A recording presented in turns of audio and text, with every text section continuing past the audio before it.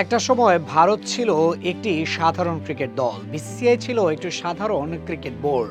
তবে সেই ভারতের ক্ষমতা এখন এতটাই বেড়ে গেছে, শুধু ক্রিকেটের সবচেয়ে ধনী ক্রিকেট বোর্ডই নয়, তাদের অর্থ আছে আইসিসির চেয়েও বেশি।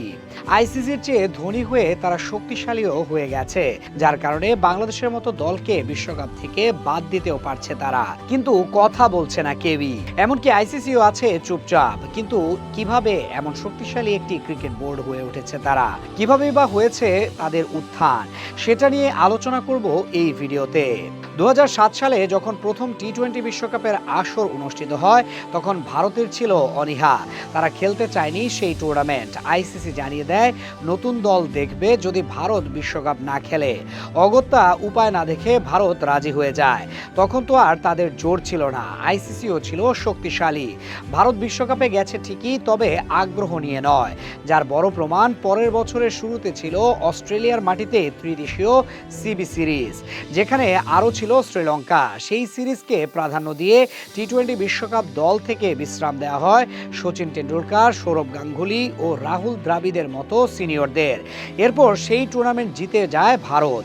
ব্যাস, এটাই ছিল বাটারফ্লাই এফেক্ট। তারা সিদ্ধান্ত নেয় ফ্র্যাঞ্চাইজি লিগ আয়োজনের। শুরু থেকেই মোটা অঙ্কের ইনভেস্টে বাড়তে থাকে জনপ্রিয়তা। 125 কোটির ভারত তো আছেই, তাদের জনগণই ছিল যথেষ্ট। তবে বাইরের দেশের খেলোয়াড় এনে এনে বাড়তে থাকে জনপ্রিয়তা।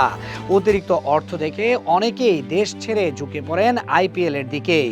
জেনে রাখা ভালো, 2007 সালে মাত্র $90 মিলিয়ন নিয়ে ভারতের অবস্থান ছিল ধনী বোর্ডের তালিকায় 3 নম্বরে।